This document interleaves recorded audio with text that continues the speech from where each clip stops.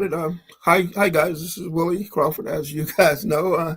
And in case you don't know who I am, I won't bore you with a lot of history, but I've been online as an internet marketer since 1996. I started 6 years before I retired from the Air Force, and so when I retired from the Air Force, I stepped right out of the Air Force and kept doing what I was doing online. I do these podcasts to teach you guys what works as far as how to make money online and also how to make your money go farther and how to just get more out of life. If you don't have to depend on working for the man or for anybody else, it lets you do what you want.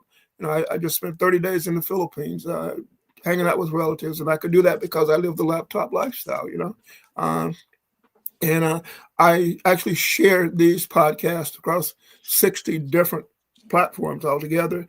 The majority of those platforms are audio only. So, Ross, whenever I mention a URL, I will spell it out so that people listening while they're out riding in their car or exercising or whatever can remember it. And I'll use something memorable too. And I'll also share with people in the remarks section below the video the URL to go and check out the system that allows me to podcast over 60 different channels, broadcast over 60 different channels. And we are also going out to hopefully 5 different platforms. I'm using StreamYard for that. And so I'm going out over YouTube, Facebook, LinkedIn, Twitter, and Instagram. And I don't think I left any out there. StreamYard lets you do that simultaneously. So I could have all these people from all these places commenting in the remarks or the comments block. And to get to that, you need to. There's a comment tab on the right on my screen. I don't know where. So add on their screen, upper right, and that lets you leave comments. And you can post comments just to me, Matt. Ross, you and I can post comments to each other, and we can also post private comments to other people without them showing up everywhere. So that's all I wanted to say as far as an introduction there. But today I'm joined by Ross Goldberg. We've been together or known each other for, I don't know, 15 to 20 years, at least 15 years. You actually, I figured out who you were on my day one. Okay. In the Warrior Forum. Okay. Which is another journey we don't have to discuss very much. But you were an elder, I was a nooblet, so that didn't last very long. I didn't become an elder necessarily, but I moved up in the authority group fairly quickly because I think I have unique value. I think I discovered the Warrior Forum around 2003-ish and worked my way to where they made me one of the authority figures, a moderator. And there I got to watch a lot of shenanigans going on behind the scenes. And they're like, I don't know, tens of millions of members probably by now. But oh, sure. Yeah. And it was a good place to cut your teeth, cut our teeth. But let me go ahead and read my introduction I have here because I don't like winging it too much. But Ross is a best-selling author. He ran a multi-million-dollar software company, released dozens of training programs, managed over 1 million in ads, and helped tens of thousands of internet entrepreneurs discover how they should be driving traffic to their offers. In the very beginning, nearly 20 years ago, Ross approached the web in desperation as a severely disabled veteran. Right after starting his business, he got really sick and fell into a coma. After awakening, he discovered his first $1,000 in profit had been made while he was in the hospital. This created an obsession that drove him to uncover every viable traffic strategy he could find. His weird circumstances led him to a unique perspective on traffic that can help you finally find your best way to get it. Ross, thanks for joining us today. And as people trickle into the room, let's teach them, how to get traffic without fiddling around with Google too much. I was a SEO type myself back in 2003. You may remember people like Paul Hartunian, the guy who sold the Brooklyn Bridge. He was yes. On the Johnny Carson show. And Bob, what's his name? The guy who was in the Secret, Bob Proctor. I did ask those guys. I did stuff on their site, and so I was, but SEO was hard. I mean, even though we had different search engines, and some of them you could post to them, and half an hour later you could show up there. But it gradually changed, and actually just being able to get into the search engine so quickly made it difficult. But then along came Google. You and I were online before Google and eBay and Sure. PayPal and all those. So we are old timers. Today, I wanted to, focus on how to rank a website high in the search engines, because that's what I do. But I do it to rent them out. And I rent Sure. them out because businesses have big budgets, and they set that money aside for lead generation. And so that's how I use SEO. And I came across your product, and I thought, wow, let me check it out. And I got a copy, and I am now applying a lot of the techniques that I picked up there in my ranking and renting websites. And I also teach a course on how to rank and rent websites. And so I'm indirectly teaching my students some of your techniques. I will send them over to your site to get your course. Now, I don't like teaching other people's material. I've seen too What many works people works do that. though, and the truth is, once you learn it, it doesn't become mine; it becomes yours. Right. I've always said that too. I will sign up for a course or something, and I may go through it 5 or 6 times, and at that time it does become my knowledge. But you and It I have took me also, 15 years to feel that way. but yeah, I've gone to a lot of internet marketing events and listened to people speak. And then at the next event I went to, there was somebody else on stage teaching their material, and so I don't feel that good about teaching other people's material until I really, really master it. I think that's bad karma. Agreed. Well, it running our business according to our values is our prerogative and Right. something that we should be doing as internet entrepreneurs. And I think you and I have a sense of honor that about 97% of maybe I'm overestimating, but let's say 70% of our competitors just don't have. Yeah. And that's Yeah. okay because, I got to be able to sleep at night along my values, not theirs. And let them do what they And I want. mean, That's I okay. just remember, being at one event and listening to somebody teach something that I'd even never seen the technique before, and then 3 months later, somebody else on stage teaching the same thing, probably took notes at the previous one and used those notes to put together their slides. And so, yeah, we don't do that. Half of them never even checked to see if the stuff worked. They just assumed that it did because they learned it from somebody else. Yeah, and that's what I like about your training. The accidental SEO stuff. I'm looking at my notes now. Why don't we tell them, a bit of your story about you picking fights with Google, sort of. I mean, there was a time we Well, all tried to trick Google. back then, SEO was a David versus Goliath type concept. And what we were looking for was, how does Google rank websites? Google came out of nowhere and went from 0 to hero. And then here we are attempting to basically take their money.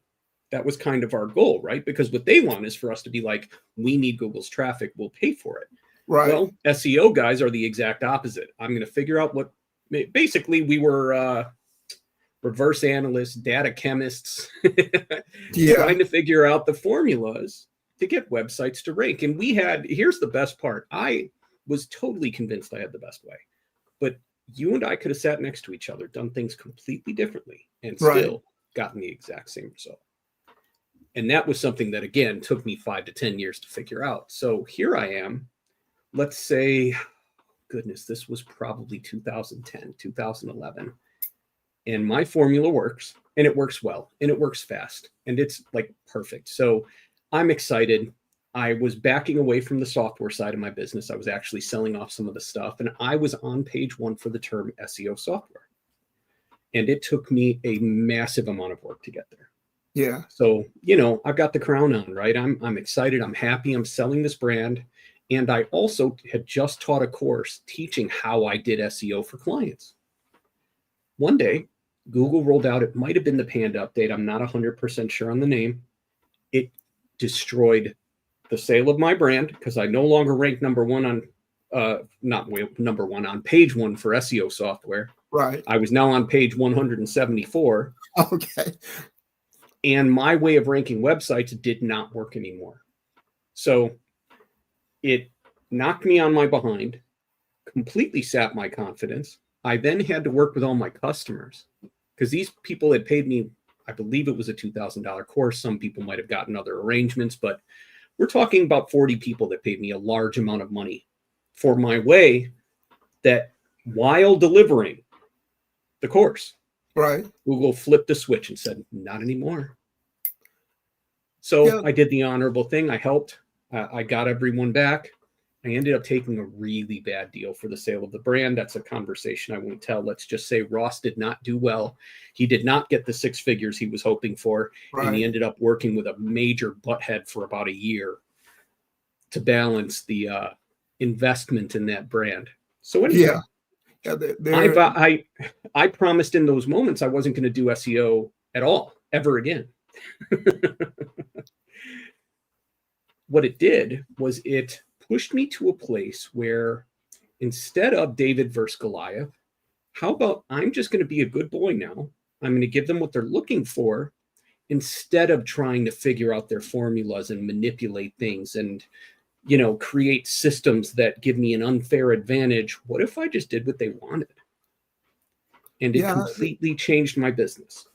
That phrase "unfair advantage" is something that copywriters use a lot, because everybody Yes. seems to be looking for that unfair advantage. Uh, and your course is called Accidental SEO. Some of the tricks that I learned were accidental, like 10 to 15 years, 10 years ago, probably. I had a show on Blog Talk Radio, and it was just audio only. And I'd go on the platform and announce who my guest was and what the topic of their discussion was going to be about, the conversation. And I noticed that within an hour or so of posting about them appearing on my show, they were in the search engines. So I accidentally learned that Google was scouring that Blog Talk Radio site, and if I wanted something to show up in the search engines, I just had to go to the site and post about it, regardless of whether or not I was hosting a show. Accidental discovery that Google was, spying on that site.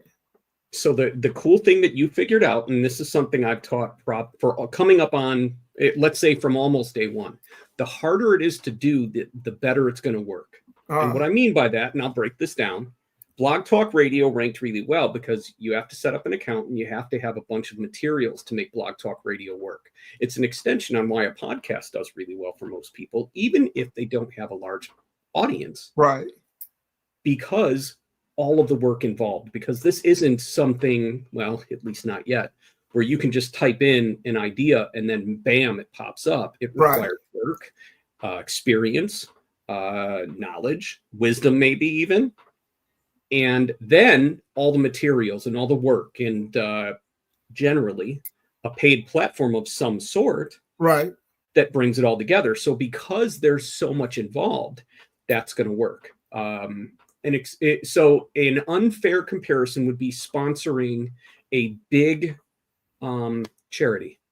Yeah. If you give them enough and they do a page on your business on their website, it is one of the best things you can get. But most bigger charities, you're looking at $20,000 to $50,000 donations to get this.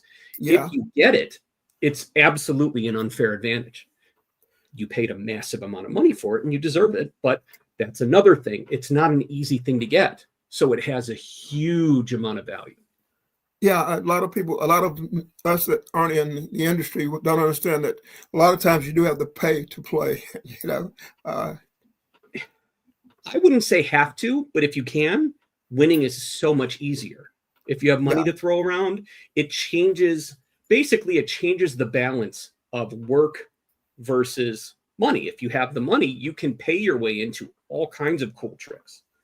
Yeah, I won't mention any names, but there's one podcaster with millions of subscribers, and I got an email from him that said, do you want to be on my show, basically? And I clicked through his offer, and it was maybe $25,000, and I'll feature on the episode. And I mentioned that inside my private Facebook group, and they're like, "Look what he's charging." I'm like, "But it's worth it to me, actually. If I had that much to just throw away, Totally.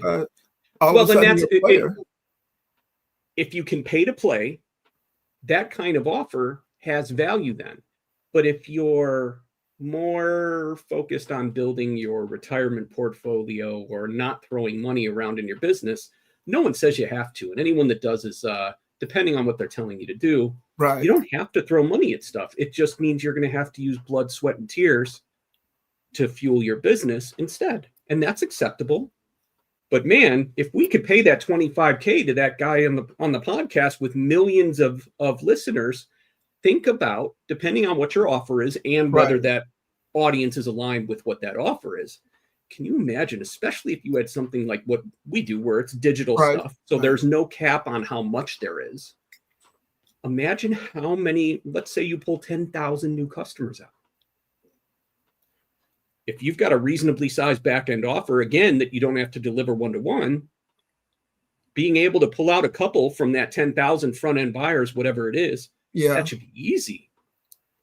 Yeah. So yeah. again, Yeah, a lot of those guys have like $10,000, mastermind groups, or actually even people like Russell Brunson will charge you $25,000 to $50,000 just to mastermind with him. So it's not even the people with millions of followers. It's some of the smaller players. I mean, not saying Russell's small. I'm proud of him. I knew him when he was still in college, wrestling, and on the Warriors for him. Yes, I remember back in the day. I've been in Kevin Nation's mastermind for a little while, and it's another one of those. So I like him. He's no nonsense, and he's pricey. No, and he's been. I met him a year or two after I met you, and we've been friends for all this time. And he's helped me see how to simplify my business in a way that makes sense to me. So, for me, large amount of money, no question. How much is nobody's business. But for me, it was worth it because of one of the things we're going to be talking about, which is I've had some health challenges over the 20 or so years that I've been doing this stuff. Right. And it's one of the reasons that my way is different. I have a bunch of reasons, one of them being that I did everything by myself like a dumbass. I should have hired help. I should have outsourced. Yeah. I should have done a bunch of things earlier. But if I hadn't, in those first couple of years, done everything, I would have nowhere near the amount of information in here to be able to turn it into useful things for other people. Now, you say that you need to be willing to work harder, basically, than others will, do things that others won't do. And I appreciate that, because even in like affiliate marketing, the affiliates that come out ahead are usually ones who put on a little extra work. I'm getting ready to do a launch now, help on a launch, and I'm creating special training just for that launch, because I noticed that the thing that's missing from the product is adequate training. So, but nobody else, a lot of others won't do that. That's all. Not only the extra work, but the right extra work. And that's actually the key. Right. Yeah, I noticed people who purchased that product previously complained that there was inadequate training that was easy to follow. And I said, well, I'm going to create it, why not? That is also one of the keys to create a really successful affiliate promotion, is to find some kind of missing link. You found the easiest one. It's the most obvious. And I was just talking with one of my business partners, and we're doing some software things based on my ideas and that kind of stuff. And I said, dude, the only thing we really need to sell software really well is a fabulous demo video, which I'm better at recording than anyone I know. I will sell the hell out of any software we've got, because I know how to do it. If you do a really good demo that shows that it works, that it does what you say on the page, it's hard to lose. Yeah. So. Now, at the same time, we're saying you need to put in the time and the effort, but you know that most of our customers want fast results. Yes. It's like, tell me it's easy. Tell me it's fast. Tell me it's easy. I used to write in blog posts. You're telling me to lie to you. I promise you the world, and I can't do that. I can tell you what, and it's good actually to point out what the flaws are in a product that you're selling, especially if you're going to make up for those flaws. So people are looking at accidental SEO. They're going to wonder, so how fast can I expect results? Well, if done properly, almost instantly. And the one time I had where the results refused to come, I figured out how to fix it, which was one of the videos in the community where I was like, hey, I've got to tell you this story and show you what I had to do to fix it in case you face a similar problem. And I'll explain it right now. So accidental SEO was actually about 18 months old. It was a workshop that I delivered over a couple of days. Okay. And I very much believe that when I create something, that I'm doing it in a way that isn't designed to age, where a year later it's not going to be relevant anymore. Now, of course, if Google imploded and there was no more Google, obviously my system wouldn't work. But I'm saying under reasonable expectations, right? I wanted it to work. So what happened was, in the original version of the sales letter that I used to sell the product, the website that I used as proof of concept disappeared. It's a complicated story. I won't go into it. Just wasn't there anymore. It wasn't mine. It was a customer website, and they had problems that had nothing to do with me. So the website was gone, and I had other things going on, but I couldn't figure out why no one was buying accidental SEO anymore. Okay. Well, all the proof wasn't there. They would go look. It wasn't there. There was no reason to buy. So I went to my website, something I do control and will make sure is not going to disappear. And I got to work. But the problem had been that that website had been sitting kind of dormant for a long time. I hadn't had anything new on it, other than a sales letter, I think, in 2 years. So I had a freshness issue. And when I started blasting the website with content, and I did all the right things, and actually all the stuff in accidental SEO in the setup area, I followed everything to the letter, and I did everything that I said I would be doing in accidental SEO. I literally followed it to a T. Nothing. We're talking for like 7 to 10 days. Nothing was happening. My posts weren't getting indexed when they used to get indexed in 10 minutes. They weren't ranking for anything. And I chose the right terms. Like I followed my own, I drank my own Kool-Aid, let's say. So I should have been able to rank for this. And what I realized is I have almost no domain authority because I have no like content on the website until that, this time. Right. So I actually show as a bonus what I did to make Google index and show my stuff. Okay. And of course, then got me ranked. And that's the video. That video is in the community. Right. And being someone who's a domain or two, I purchase a lot of aged domains because they've already got some domain authority. And actually, some of them already have inbound links. If the person who didn't renew the domain only let it go or let it drop recently, you could have still lots of content, lots of sites out there pointing to that domain name, and you can buy a drop domain name for $10 or whatever, So I own, I used to own thousands of those. I still own hundreds, and I buy them primarily to use in my rank and rent business, But some I flip, I just buy them and buy a domain name for $10, sell it for $100. You made 10 times your money, and you can do that today. So why not, See, so you mentioned that you had a deal that went bad. On your site, you mentioned having something that was about to make you $100,000 and it dropped to like 20. Was that the one you were thinking of? So what happened was the deal was supposed to be 6 figures. They had a potential buyer, and he had no negotiating power. So his initial request was that I partner with him and stay around, and that was not what I wanted. So what happened was, sorry, barking. My son just got home. What happened was I ended up taking him on as an investor instead and staying in the business that I wanted nothing to do with. So it changed the entire plan for my business. I thought I was getting a programming team in the trade, and they were really bad. It's, again, very complicated, very long story. And I'm leaving out all kinds of relevant details so we don't end up talking about just the story for the next hour. But it went badly, and I fought to make sure that he got a return on his investment so I could leave. And once he made about $5,000 over what he initially invested, which was $20,000, I said, okay, it's yours. Enjoy. I'm out. That wasn't the agreement. Yes, it is. Goodbye. You have it. You own it. I'm leaving. And I left. So you probably embraced the saying a partnership is a sinking ship. It happened to be one. And oddly enough, I've had a couple of those over the years. I've actually learned how to choose a partner that isn't someone I want to run away from after a couple of months. So yeah, I don't like partnerships, but what I do like is if I'm working on a project for you, I want equity in the product. If, like I used Totally. to be a joint venture broker. I'll broker your launch, but I want, a percentage of all your sales from all the people that I bring in for life. And that's a fair request. Yeah, a lot of people don't get that. That if they'll think, well, I'm giving you, my profits. Well, you don't have any profits without me if you don't know how to launch a product or do certain things. Well, and if they're relying on you to supply their traffic source, which is really what you're doing, you Right. have every right to request that equity. And anyone that doesn't see that is someone you shouldn't be helping anyways. Yeah, there was a software company years ago that used to have a slogan, a funny thing happens when no one visits your site. And the answer was nothing. So you have Exactly. to have the traffic. And Well, and if it's your website, it's not funny at all.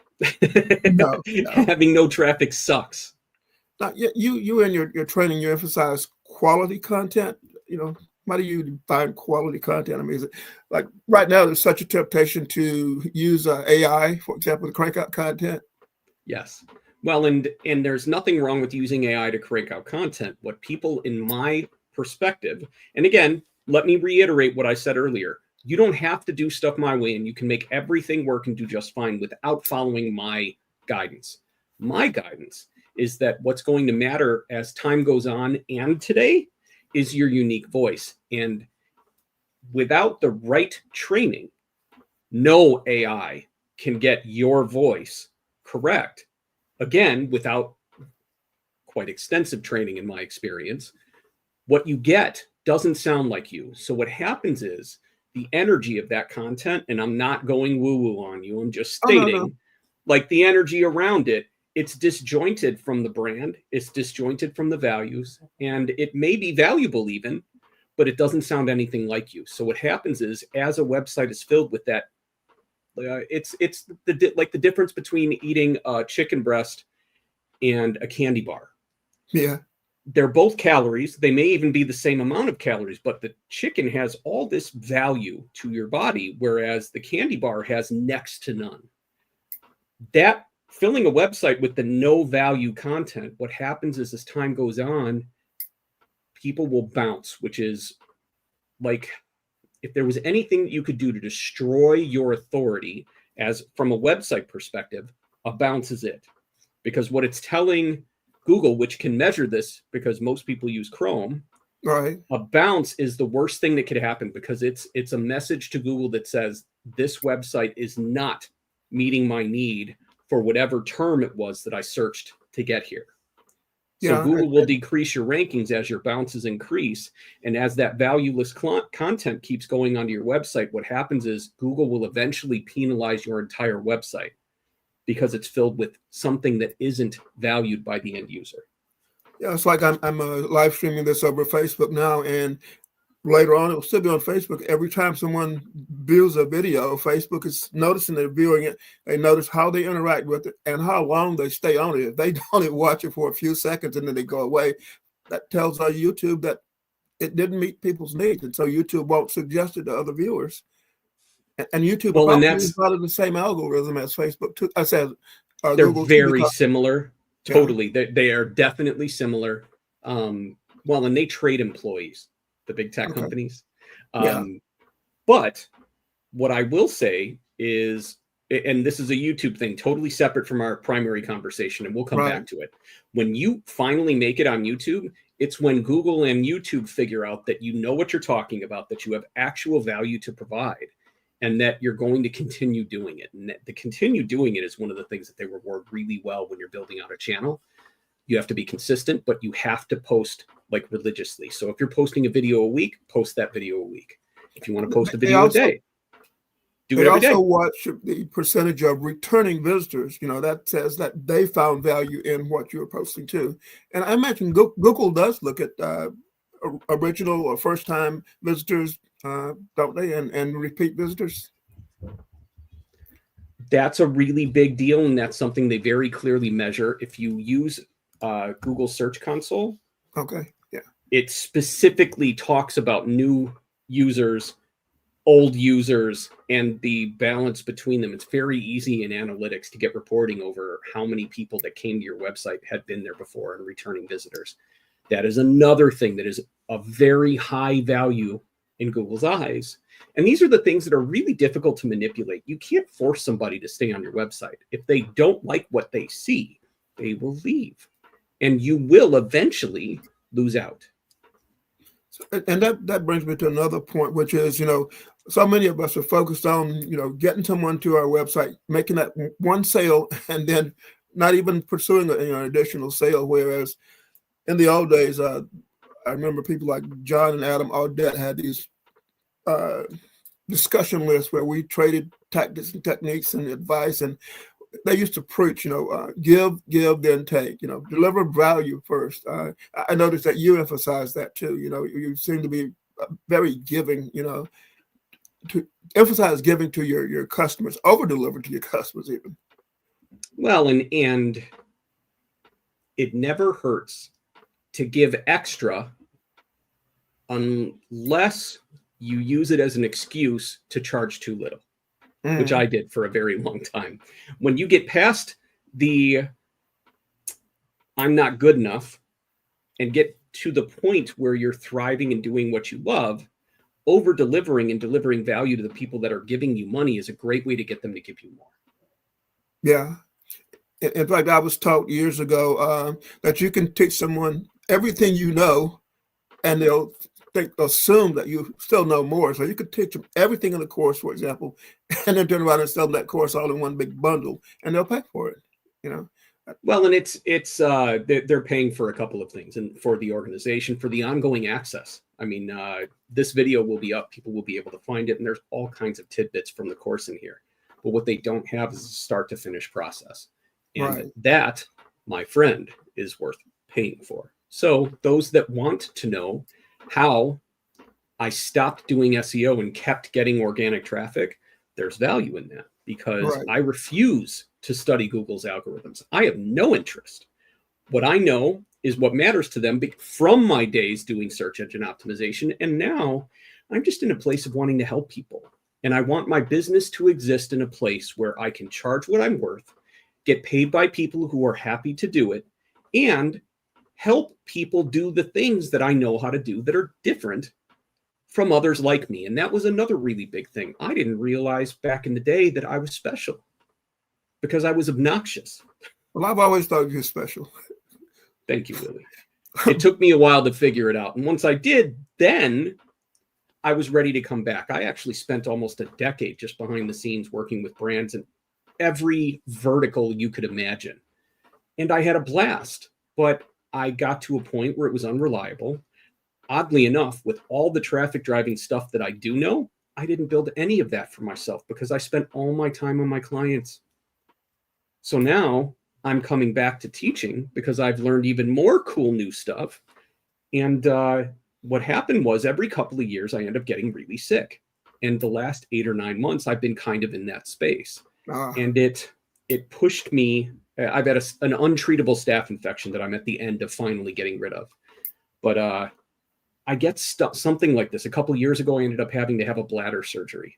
And I got really sick with another crazy infection. And they had to go basically like nuclear to kill it because for 30 years, I smoked cigarettes and I would get a quarterly sinus infection. So what happened is from the age of like 16 on, up until not really 30 years, let's say about 25. I quit smoking 6 or 7 years ago. Every quarter I would get a sinus infection because I was allergic to something in the cigarettes. And me being a belligerent dodo with certain issues, I just kept on smoking. And I'd get sick, I'd get an antibiotic, I'd get better. And when I hit about 35, it became harder and harder to treat them. So now when I get these illnesses, it can really knock me for a loop. So here I am. I know great things. I'm capable of great things. I'm helping good people do great things. What happens when my workday gets cut down to 2 to 4 hours? And that was what's out there. They're paying residual income. I'm all right. I do okay. But what I needed to do was find ways to not just deliver results, but to simplify in the creation of them. So that's how accidental SEO kind of came to be, was I kept getting sick, but I still had to deliver the results, not only for myself, but for my clients. So what happens when there's a week when I can only produce like 2 big pieces of content? Or what if there's a week where I don't post anything? And I needed to be able to produce the results in potentially a 2-hour workday, if that's what I had to do, because I had to deal with doctor visits or whatever else. And that's kind of the joy of what we do, right? The ability to do what needs to be done and let the work fuel the life we want, instead of working to live and getting paid 40 hours a week or whatever. Now, we sort of brushed off using AI, but what a lot of people don't know is some of the top copywriters in the world have for decades been using AI, as Sure. have the media, and they didn't put it in their voice. But I was sort of shocked to find out they use programs like Jasper and others to do a rough draft, a first draft, and then they go and they inject their DNA into the work. My shortcuts are absolutely AI. And in the content creation portion, I absolutely use AI and show it. And I show a very simple but proven strategy to get what we need from AI, but Right. still have it sound like us and use our own voice. So this is still, I could have called this AI SEO, but it would have been disingenuous. And I didn't want to hop on the trend to sell my program. But if you look at my Facebook, you'll see I post AI-based images almost at least once a day. I'm comfortable saying at least once a day. I really know AI, and I've spent a lot of time studying it. In fact, I have custom GPTs that I give to my clients and help them produce for their companies to create content that sounds like them. So when I say that you can't just ask AI for an article on blank and expect it to sound like you, that's absolutely true.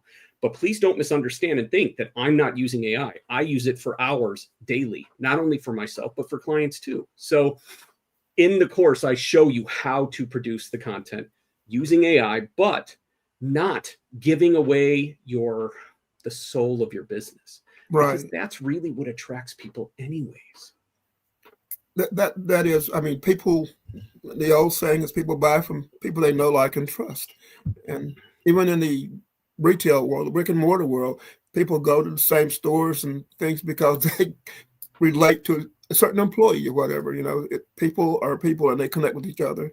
So yeah, I see that totally. What about the person though who's brand new to online marketing, and to them SEO seems sort of, I don't know, woo woo or mysterious or whatever. Who is your training for? I mean, first of all, it's very inexpensive, so it is a no brainer. But who's it for? It's for basically, if you can teach for traffic, that's the term I've used when trying to explain it to others. So service providers, affiliate marketers who are talking about products and how valuable they are, what they do, explaining things about them, gurus, mastermind creators, mentors, course creators, trainers. Mm-hmm. Those are the kind of people. I would say that this is not limited to someone doing high ticket stuff, but if you have a high ticket offer, it's no brainer, easy to grab this, put it into your flow of content creation, and use it to get organic traffic in addition to whatever you've been doing to fuel your business. The only thing that I don't think this is super good for is an e-commerce product that you can't talk about. What I mean by that is if you can't, so if you're selling, my phone's in my pocket, okay. I wasn't sure I do. When I have stuff like this, I don't pay any attention to it. So if you're selling an I'm the iPhone same case, way. yeah, it's a focus thing, right? Because I Yeah. have squirrel problems. I have ADHD. If you have an iPhone case, very difficult to use accidental SEO for it. And to be honest, you shouldn't be.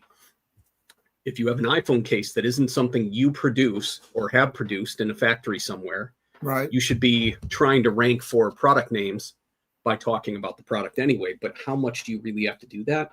Generally, not very much. So my point Yeah. is, if you're trying to rank for a product name, accidental SEO can work if it's a product that you feel you can talk a lot about. If it's not for you. If you're trying to rank for a product name, you also need to be aware that a lot of manufacturers prohibit you using their trademark terms. Yeah. Totally. Well, there are things they can do and there are things they can't based on the laws in the United States.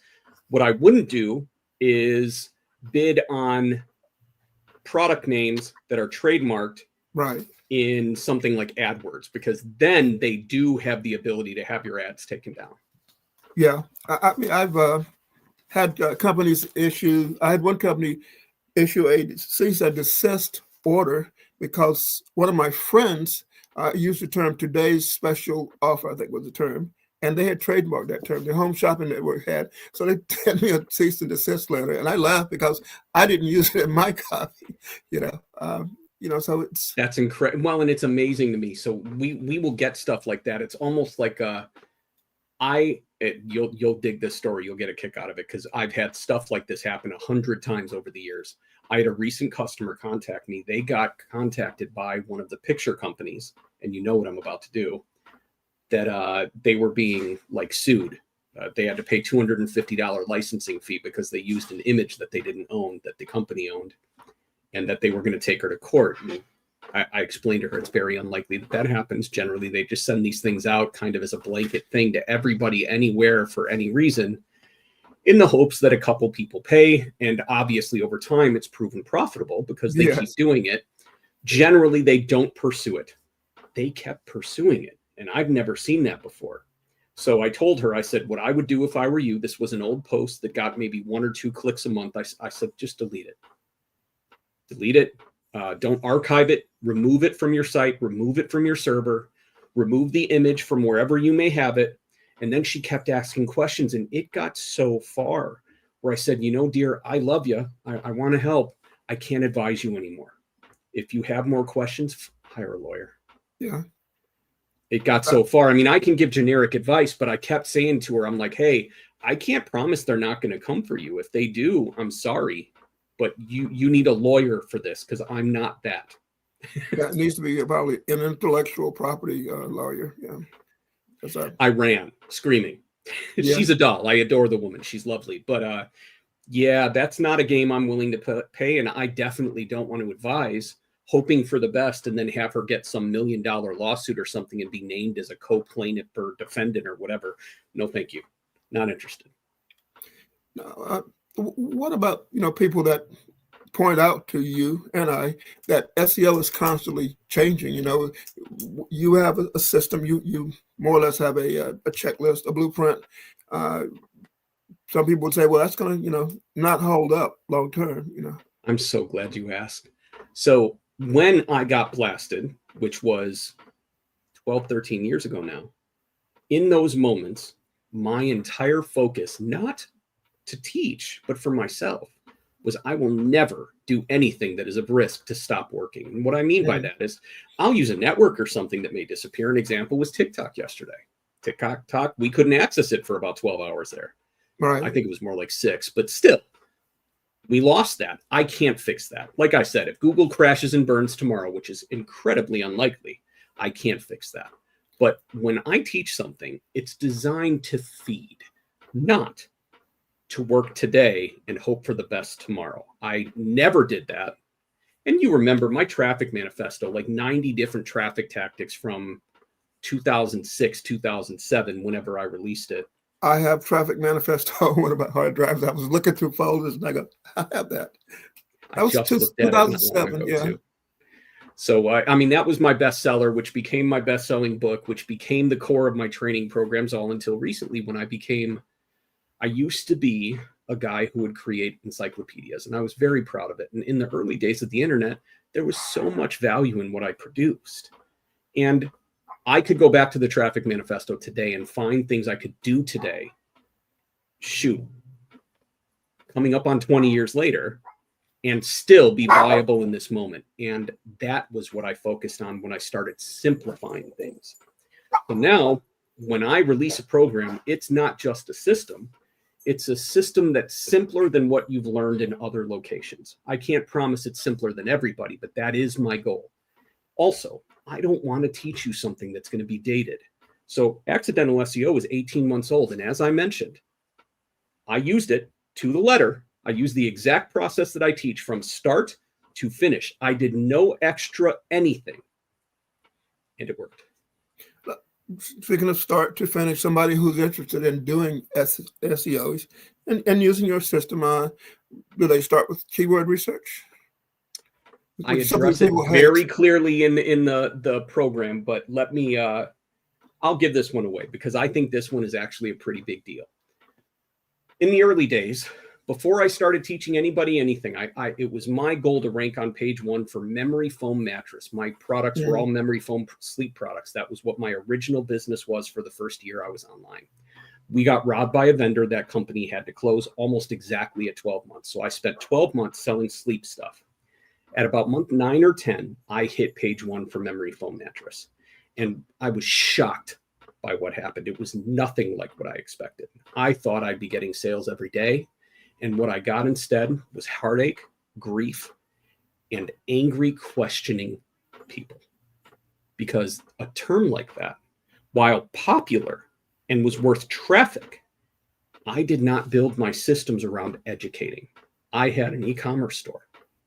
So I had educational things on my website, but I also had an 800 number at the top of my website. So what do you think people did? They called me first. And they were like, I can't find how to do this. If you click on this link, it will take you there. Oh, thank you so much. Click. I would get 10 to 15 calls like that a day. And it just made me sad. It was so frustrating. So my point in telling this story from nearly 20 years ago is that those big terms, there's value in them. But if you don't structure your processes to work around those big terms, there's almost no value in ranking there. In fact, it sucked so much time out of my day and it made me miserable. One thing that I did do right was ranking for the manufacturer of one of the products. I actually did an AdWords ad and I put my 800 number in it and I got phone calls. And at least twice a day, I would get a call. Hey, we're calling about our adjustable bed. And I'd say, I'm sorry, that's not what I'm here for. Let me give you the number to reach their customer service. And I would do that. And they would be like, you were so nice. I said, well, that's kind of my job. Have a nice day. And I'd hang up the phone. That product I sold like crazy. So what I realized in those moments was you can target the big things. And to be honest, if you build it right, your website can provide value for that stuff. But the money is in the longer tail. To refine that even further and this is absolutely giving away the research side of my product. Questions are easier to rank for. We're also, if you follow the way that I suggest you build out your content, you will answer the questions and provide real value, which builds trust. And turn them into customers. That is my answer to the keyword research question. Okay. And I've gone through your training, but I also knew that one of the answers to positioning is answering the question or anticipating the question. Because then you can look at buyer intent. I mean, or the searcher's intent, the person who's out there on the search engine, what are they looking for, Where are they in the buying process? Well, and I think that the internet has an epidemic of trust right now. And I think you'd agree. AI everything makes things easier. So when that barrier of entry gets lower, lazy people do lazy stuff. So I have friends that have fully AI-powered websites that are perfect for them, have made them a bunch of money, get a ton of traffic, and they built systems that chain a voice and a brand into the content. And I'm talking, this has been a year plus. Right. And it works. And they're not teaching it. They're doing it for themselves. I mean, these are not super gurus. These are people that just run their business.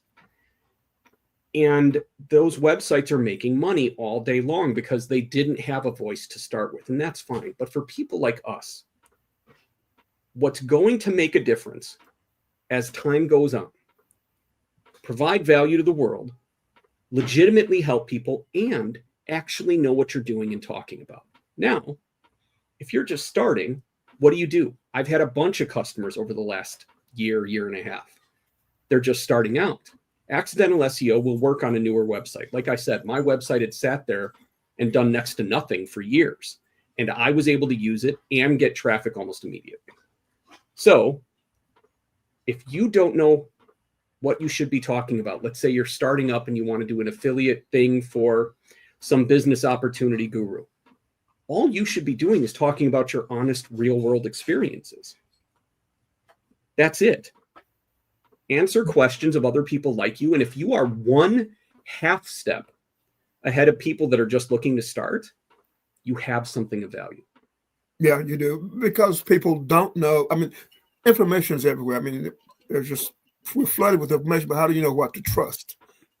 And that's one of the. And sharing your story is how you develop a relationship with people. And once you develop the relationship, as long as you're not abusing it, that's when the money starts coming. Yeah. Help people, do cool shit, tell cool stories, and the money comes from them. Yeah, one of the products that I am involved with is a network marketing travel company. Well, I just finished a 30-day vacation, international vacation, and so to say I can teach you how to save on travel and things, I've got the credibility, and I know how to save on cruises and hotels and all that stuff, and so that is using my unique voice, my unique experience too. So I can see that. It makes all the difference in the world. And the key of what I'm trying to get at is that you have value to add to the world, whether you believe it or not. So you might as well walk in with a fair amount of self-confidence over the fact that someone wants to listen to what you have to say. So you need to start saying it. And the idea of social proof and of different types of social proof, different types of content. I think that you're somewhat big on video. Yes. Very, very, very, very, very big on video. And people are lazy. They don't want to read in the first place, so they would prefer watching video. And if you can rank for videos or video, and I know that you teach how to properly structure the metadata. I mean, well, and it's funny because if we go back to the beginning, when you and I were both doing SEO stuff back in the day, very quickly we were able to cheat with metadata, so it stopped working, and that's actually changed quite a bit. And I don't want to go into that because that's one of my that's a pretty big part of the course. But the setup part that I go through is pretty detailed, and the stuff that I share is stuff that not only helps, but it can help you get more traffic from Facebook, other social websites. If you follow along with the stuff that I show you, it just works. And you can use it to gain an unfair advantage. Things that the average unfair advantage. Think of, yeah. Things that people wouldn't, the average person wouldn't think of, you and I, we have some background as well. You have lots of background in SEO. I at one point found that it was too much work, so I backed away. Well, and that's why I built this, because it doesn't have to be anymore. If you can actually be helpful, which is the key, everything else becomes easy. And I don't follow the algorithms anymore. Willie, I don't care. I don't care about what Google, there was a big shift. Let's say 6 to 8 months after I launched Accidental SEO. None of it impacted me or any of my customers that use the formula, because we didn't lean into the algorithm as it is at any point in time. What we're doing is we're providing value, making it easy for the search engines to see what that value is, reward us with traffic, and then continuing to earn it by actually helping people. And that's it. Yeah, I noticed that some of my content from over 15 years ago still ranks, and I mentioned video. I have videos that have been out there about 20 years before, when video was fairly expensive, and sure, still getting clicks, so. Oh man, Willie, I did one of the first, at least in the internet marketing space, one of the first virtual seminars, because my seminars, basically profits went up and plummeted. So I stopped doing them live, but I was able to get almost everyone of value to come. It cost me $10,000 to rent the technology to do a virtual seminar. Wow. Where now we've got like StreamYard, where it's basically the free version is enough for most people. Yeah, it is. I rented Adobe technology to be able to do the virtual seminar. It cost me $10K just to rent it for a weekend. And that brings up another thought, totally unrelated to ranking in the search engines. But I've been taught over the years to record everything that you do. Have the videos, have the audios, have lots of pictures, media, because you never know when it's going to come in handy. Absolutely. Yeah, I think that's the coolest thing we probably said in the time that we've been together. I agree 100%. I mean, I've been to over 100 seminars and conferences over the years. I've spoken at a lot of them internationally. And so when I mention somebody, I can easily throw up a picture of me hanging out. I was in the top 15 affiliates for Jeff Walker's product launch Formula 1 or 2. And so I can show me hanging out with Jeff Walker in Las Vegas, overlooking McCarran Airfield, looking down from a penthouse, and so that gives me credibility. That as an affiliate, if you're I just saw a picture of you and I from one of the first seminars I attended. One of the Warrior ones, I believe. And okay. Yeah, absolutely. That stuff, it always helps. Showing that you were actually in the room with the person you're recommending. It makes a difference. It's not just about ranking. It's about, it needs to be credible. That's the point Yes. I'm looking at. Yeah. I'm looking at some questions that I pulled some of those from your website, the FAQ, but I went to ChatGPT and I said, take a look at this website and give me like 15 suggested questions. See, I'm using technology, but it gave me some questions that I didn't really want to answer. One of the questions: what are some of the ethical considerations involved in SEO, and how does your approach ensure ethical practices? Well, that's actually a quite simple thing to answer. Ethics, when it comes to SEO, is down to the individual.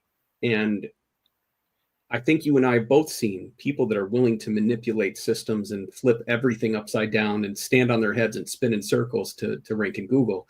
That's not what this is. This is timeless, value-giving entrepreneurial sales process.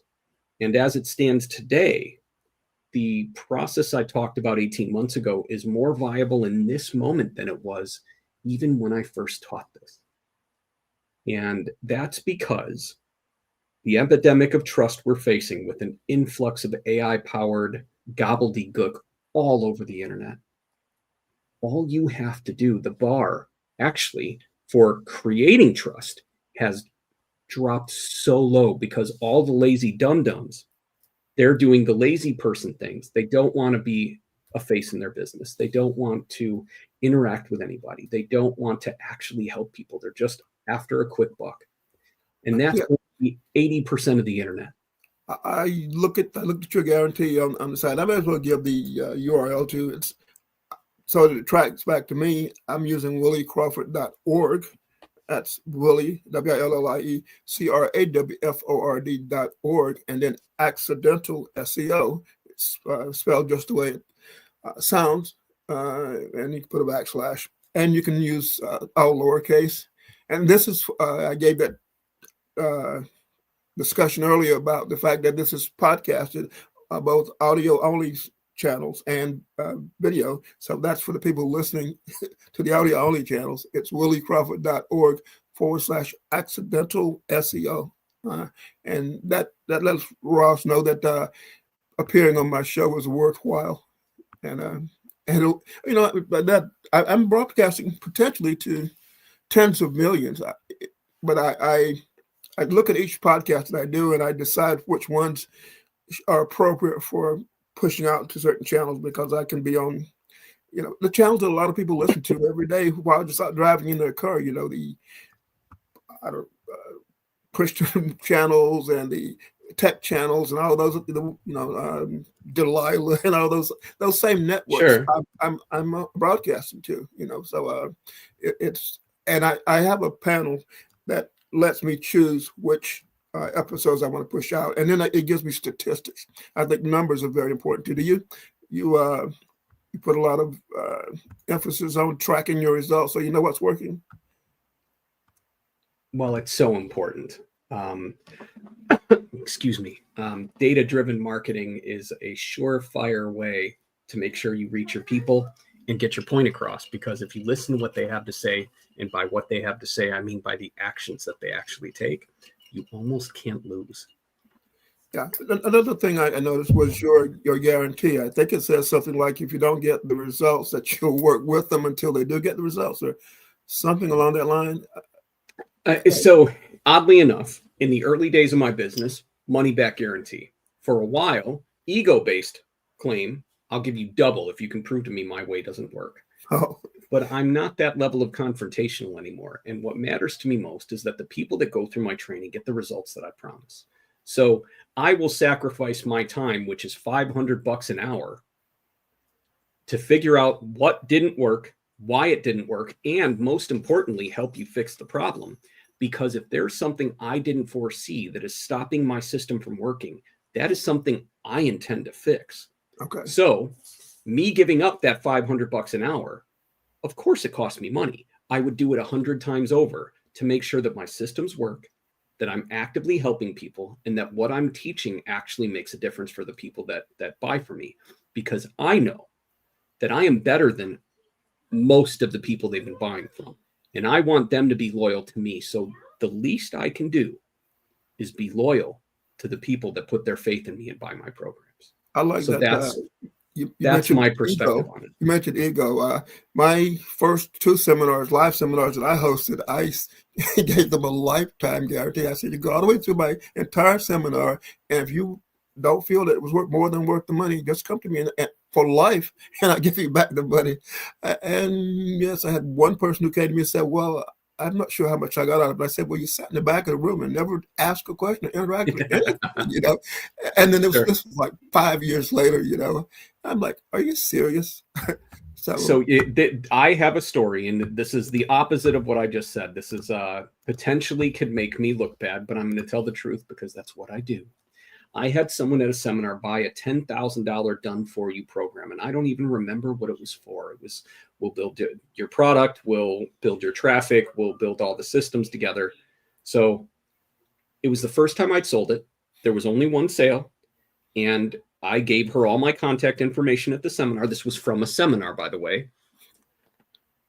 She contacted me. We started work. We worked for about 10 days and she disappeared, stopped responding. And this was like yanking my heart out of my chest. I contacted her a dozen times following, saying, hey, where are you? Let's continue.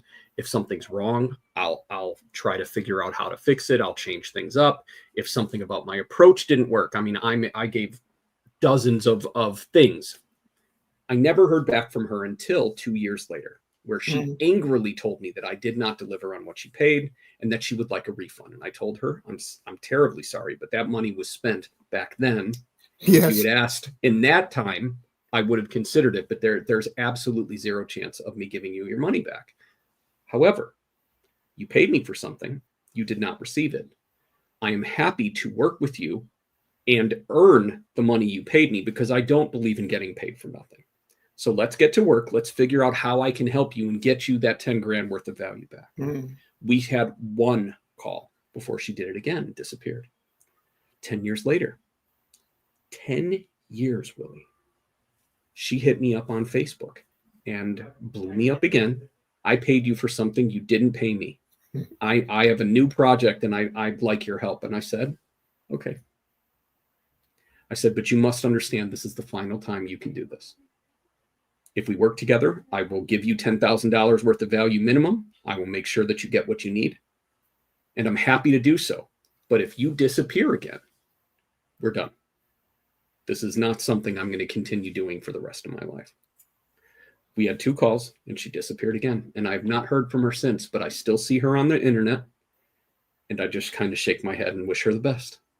And I guess my thought there is on the concept of reputation management. You know, people can go out there and they can post all kinds of things about you, and you have to actually develop a thick skin and not worry about that, because especially if you get successful, very successful, people will go after you. They'll think look at all the money him or her has, and they will want some of it. And that's when you get the black hat sites that grab your product and give it away because they figure, why not? You don't need the money anymore, or and so there are people like that out there. Yet the majority of people, I believe, are honest. And I agree.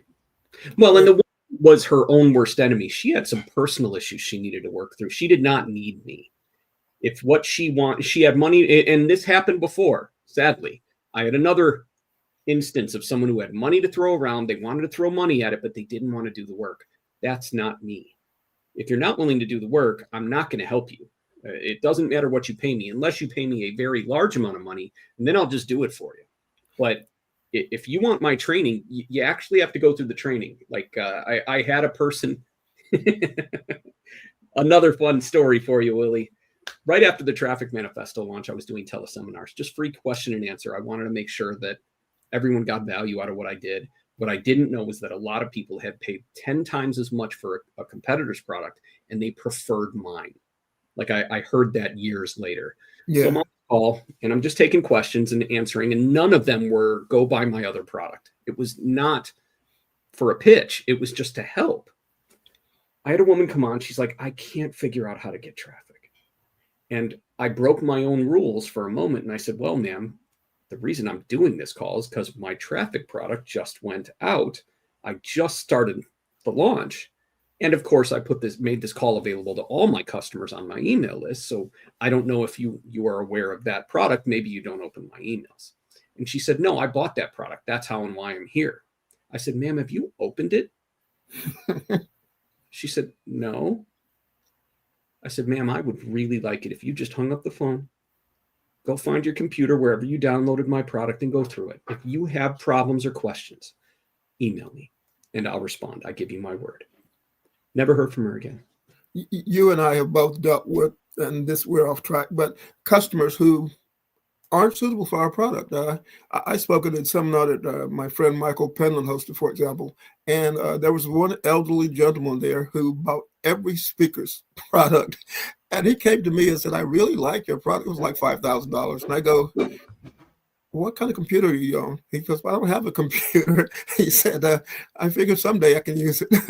And I said, you don't need my product. And he was disappointed, but I don't know. He was probably suffering from mild dementia or whatever. He probably bought $30,000 worth of product. And I said, you don't need my product.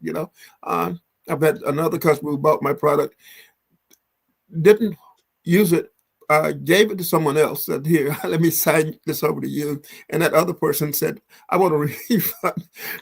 I'm like, excuse me? And that was like 5 years later. So in my Vegas seminar, what you just said happened. So I had a gentleman that bought everything, and he had come into an inheritance or something, including my $10,000 coaching for a year offer. So I sat down with him and I said, buddy, as your coach, as your mentor, I have a bit of a problem with you buying everything. How are you going to use it all? He said, I can afford it. I want it all.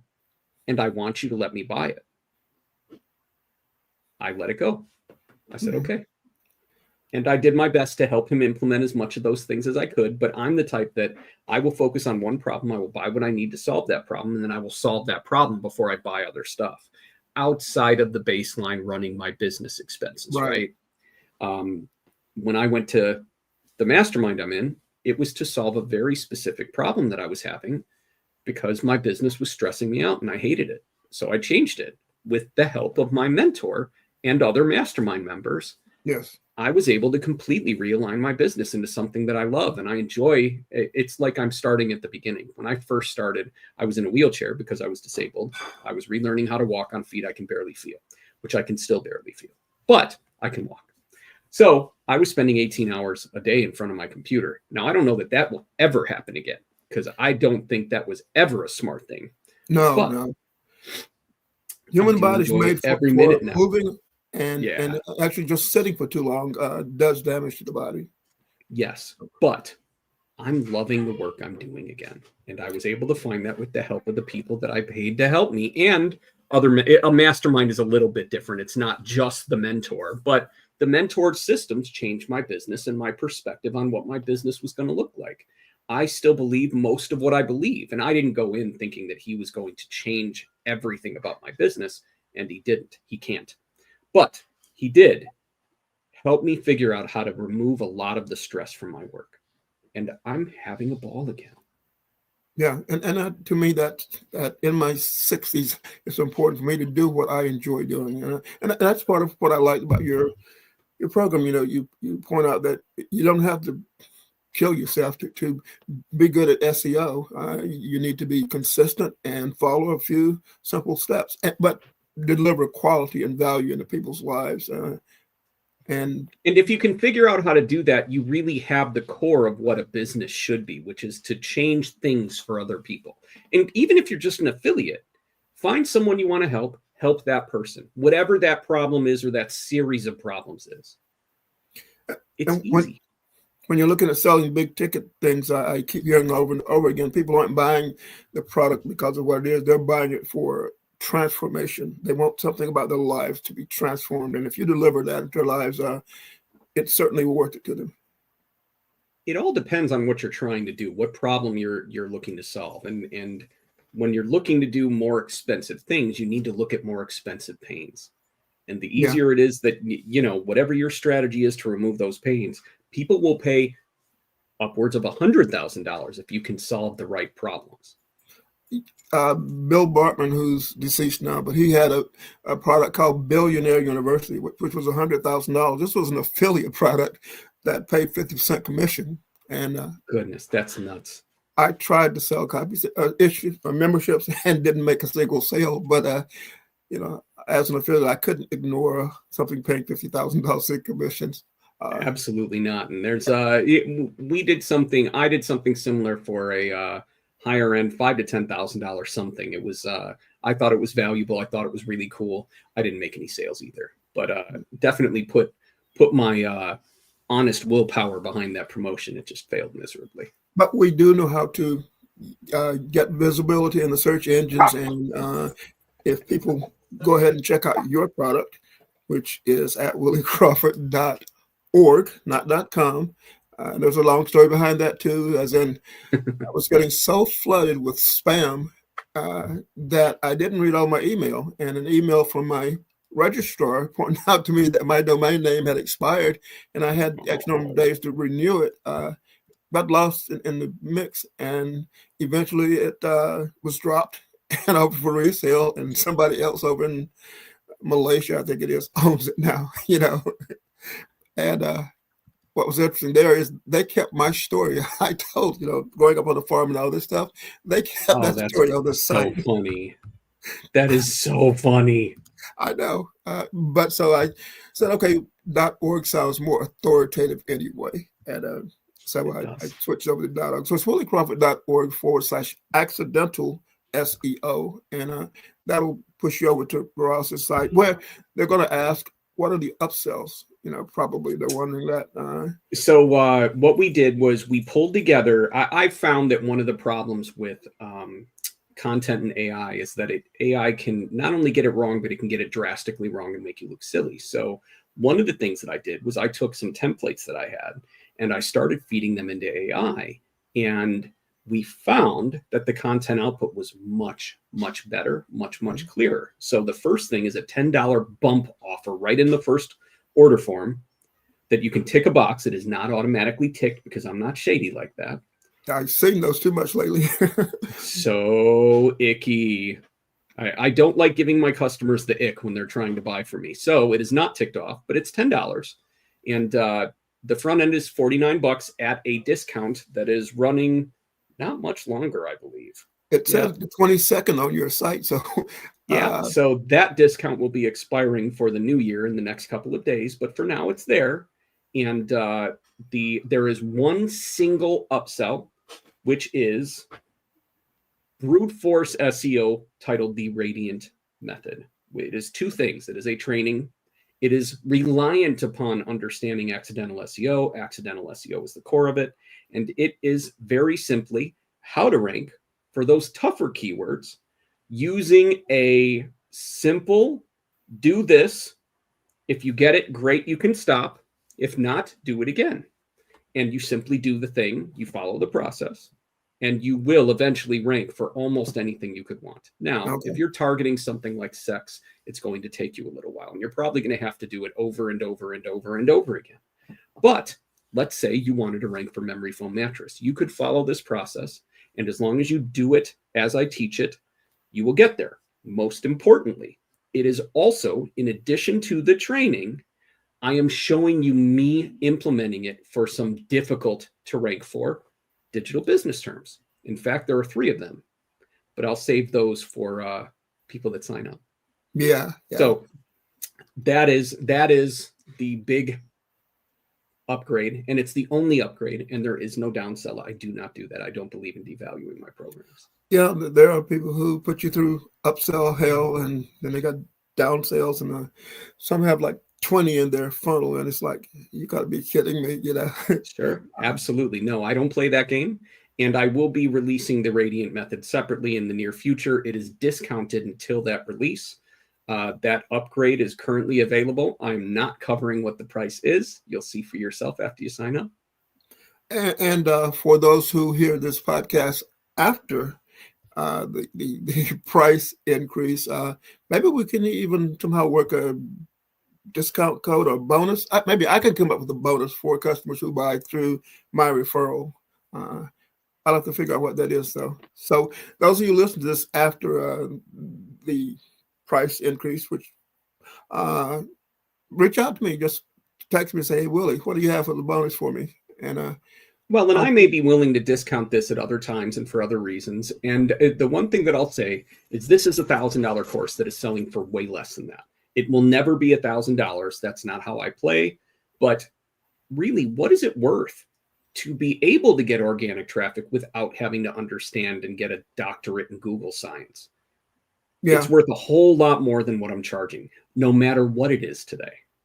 So most importantly, this is probably the most important part. Anyone that buys accidental SEO is getting into my community for free, where I'm there on a daily basis, answering any questions, interacting, and posting. I actually have a brand new bonus that's going to be going into the community in the next 1 to 2 days, as soon as I'm done with it. It is a part. It is part of the training that dawned on me that I wanted to include and just kind of didn't get to during the original workshop.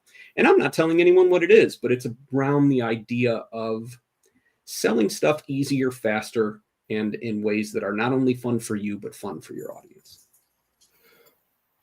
Excuse me. And I'm in the member only, the membership. So I'm looking forward to it myself. And I'm looking forward to actually seeing some of our listeners there, some of my audience there, say hi. Yes. With that, do you have anything else you want to throw out there? I can't think of anything else. This was a lot of fun. And I don't think there's anything worth covering that we didn't cover. The one thing that I wanted to focus on was that, actually, I do have something that I don't think I covered fully. Okay. My health has been a challenge from the beginning. Early on in my business, like 2 weeks after I started, I went into a coma and woke up and found my first $1,000 profit. I didn't know that my body was breaking. And I've had some challenges, including lately I've had trouble walking at weird moments and other nerve damage related stuff. And oddly enough, nerve damage is something that isn't very well understood. When I first got sick, I was horrified, thinking I might lose my vision. I might lose my sense of taste, my sense of smell. None of that happened. I have lost more of my sense of touch, but I'm okay. And I plan on being around doing this sort of thing for a long time. In the early years of my business, I did encyclopedias because I knew more than the average individual. That was my value. As I'm getting older, I don't want complicated ridiculousness. I don't want to teach complicated ridiculousness. What I do now is I simplify complex things. So SEO is where we started. I don't know what I'm doing next. I have a pretty good idea, but it'll be simplification. It's not complication. It's not the encyclopedia, because at this point in the game, the internet is evolved enough that we don't need to know every way. We just need to know ours. Yeah, you need to know whatever it is that is your focus better than most people, and people will pay you for that specialized knowledge. I mean, well, and again, accidental SEO is worthy not because I broke down every single Google thing. I in the original one, when I sold it, I said, this is not for you if you want to become an SEO professional. That's not what this is. Now, if you wanted to help a coach that knows nothing about the internet, you could probably charge for that using everything in accidental SEO. But if you want to go into some weird, like local competitive, crazy niche, that's not what this is.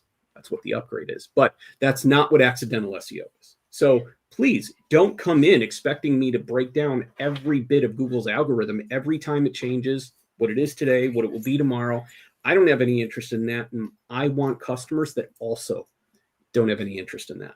If you and want, the majority of people that I deal with are business owners. I've shifted away from mostly internet marketers to business owners who spend hundreds of thousands of dollars a year, and they're too busy watching employees try to rip them off, and watching suppliers try to rip them off, and watching customers shoplifting, and watching the bank try to charge them higher rates on loans. They're too busy running their business to want to learn things like SEO. So they will happily pay me I rank and rent websites, and they'll happily pay me yes, a couple $1,000s a month because they don't want to learn that stuff themselves, And so those of absolutely. you listening that want to do SEO for other people, realize there are businesses out there that will happily pay you a lot to gain that knowledge that's in Ross's training.